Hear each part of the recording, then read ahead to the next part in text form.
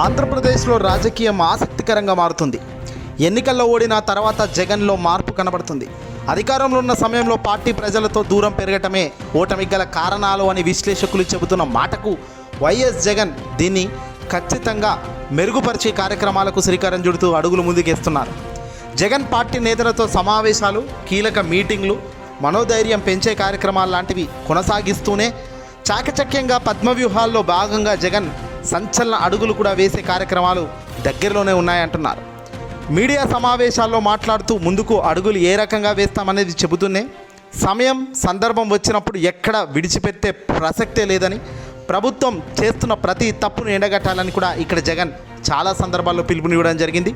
అయితే గతంలో జగన్మోహన్ రెడ్డి గారికి ప్రశాంత్ కిషోర్, వైఎస్ఆర్సీపీ పార్టీకి సంబంధించిన ఐప్యాక్ టీం నుంచి ప్రశాంత్ కిషోర్ అప్పట్లో వైసీపీలో తన క్రియాశీలకమైన పాత్ర చూశాం. కానీ గడిచిన 5 ఏళ్లలో ప్రశాంత్ కిషోర్ పార్టీకి సంబంధించి ఎలాంటి సేవలు అందించలేదు. కానీ తాజాగా జగన్ ఓటమికి అనంతరం ప్రశాంత్ కిషోర్ మళ్ళీ వైసీపీ వ్యూహకర్తగా ఉంటానని, మళ్ళీ వైసీపీ వైపు అడుగులు వేస్తున్నట్టుగా సమాచారం అందుతుంది. రాజకీయ వ్యూహకర్త అయిన ప్రశాంత్ కిషోర్ పేరు మరోసారి ఏపీ రాజకీయాల్లో ఇప్పుడు చర్చగా మారుతుంది. 2019 ఎన్నికల ముందు జగన్ కోసం ప్రశాంత్ కిషోర్ వ్యూహకర్తగా వ్యవహరించారు. ప్రచారంలో మార్పులు, హామీలు, ప్రజలతో మమేకం కావడం పైన సూచనలు, సలహాలు ఇచ్చారు. ఆ సమయంలో అభ్యర్థుల ఎంపికల్లోనూ కీలకంగా మారారు. 2019 ఎన్నికల్లో జగన్ 151 సీట్లతో అధికారంలోకి రావడానికి గల కారణాల్లో ఒకటి కూడా ప్రశాంత్ కిషోర్ వ్యూహాలు అని కూడా అప్పట్లో చాలామంది చెప్పారు. ఇక ఆ తర్వాత ప్రశాంత్ కిషోర్ ఇతర రాష్ట్రాల్లో ఎన్నికలు, సొంత రాష్ట్రంలో సొంత పార్టీ ఏర్పాటుతో జగన్కు కాస్త దూరమైన సంగతి తెలిసిందే. కాస్త వ్యతిరేకత భావనతో జగన్పై అటాక్ చేసిన సంగతి మనకు తెలిసిందే. ఇప్పుడు ప్రశాంత్ కిషోర్తో కలిసి జగన్ కోసం పనిచేసిన రిషిరాజ్ సింగ్ వైసీపీ కోసం తాజా ఎన్నికల వరకు తన టీంతో పనిచేశారు. 2024 ఎన్నికల కోసం చాలా రోజులుగా ఒకప్పటి ప్రశాంత్ కిషోర్ సహచరుడైన రాబిన్ శర్మ, శంతన్ తెలుగుదేశం పార్టీకి పనిచేశారు. చంద్రబాబు ఎన్నికల ప్రచారం వ్యూహాలకు సూచించారు. అయితే జగన్ గెలుపులో 2019లో కీలకంగా పనిచేసిన ప్రశాంత్ కిషోర్ టీడీపీ అధినేత చంద్రబాబు ఆహ్వానం మేరకు అమరావతికి వచ్చి చంద్రబాబు, లోకేష్లతో భేటీ అవ్వడం కూడా అప్పుడు సంచలనంగా మారింది. హైదరాబాద్ కేంద్రంగానూ ఆ సమావేశాలు జరిపారు. రహస్య భేటీలు కూడా వీళ్ళు నిర్వహించారు. జగన్కు వ్యతిరేకంగా మీడియాలో ఇంటర్వ్యూలు ఇచ్చి హైప్ క్రియేట్ చేయడంలో కూడా ప్రశాంత్ కిషోర్ సక్సెస్ అయ్యారు. ఏపీ ఎన్నికల్లో జగన్ దారుణంగా ఓడిపోతారని జోస్యం కూడా చెప్పారు.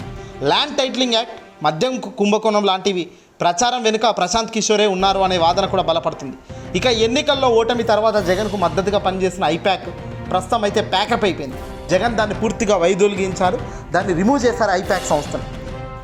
ఇప్పుడు జగన్ తాడేపల్లి కేంద్రంగా పార్టీ కార్యక్రమాలు చూసుకుంటున్నారు. అలాగే బెంగళూరులో కూడా నివాసం ఉంటున్నారు. ఈ సమయంలోనే జగన్కు సన్నిహితంగా ఉండే ఒక జాతీయ నేత సూచనతో తిరిగి ప్రశాంత్ కిషోర్ను వైసీపీ కోసం పనిచేయాలనే సూచన తెచ్చారట. జగన్ వద్ద ఈ ప్రతిపాదన రాగానే అందుకు జగన్ సముఖంగా లేరనే పార్టీ నేతలు చెప్తున్నారు.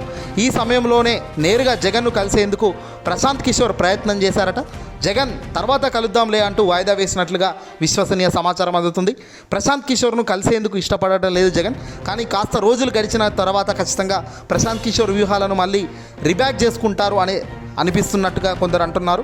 టీడీపీ కోసం వ్యూహకర్తల టీం పనిచేస్తుండడంతో జగన్ కోసం మరోసారి నేరుగా పనిచేయకపోయినా ప్రశాంత్ కిషోర్ సూచనలు, సలహాలు ఇచ్చేందుకు సిద్ధమయ్యారు అనే తరహా బిహేవియర్ ఇక్కడ కనబడుతుంది. ఒకవేళ జగన్ గ్రీన్ సిగ్నల్ ఇస్తే ప్రశాంత్ కిషోర్ సలహాలు, సూచనలు మళ్ళీ వైసీపీకి అందుతాయా, లేదంటే ఇది ఒక మంచి ఆలోచన, లేదంటే ప్రశాంత్ కిషోర్ను ఆల్రెడీ దూరం పెట్టాం కాబట్టి ఆ తరహాలోనే ఆయనను పక్కన పెట్టిందే ఉత్తమం అనే ఆలోచన చేయమంటారా అన్నది కూడా ఆలోచించాలి. ఏదేమైనా వీడియో చూస్తున్న మీకే ఒక ప్రశ్న, మళ్ళీ ప్రశాంత్ కిషోర్ వైసీపీలోకి వస్తే ఎలా ఉంటుంది, వైసీపీకి పనిచేస్తే ఎలా ఉంటుంది, వైసీపీకి సలహాలు, సూచనలు ఇచ్చే ప్రయత్నం చేస్తే ఎలా ఉంటుంది, ఒక్కసారి కామెంట్ చేయండి మీ అభిప్రాయం.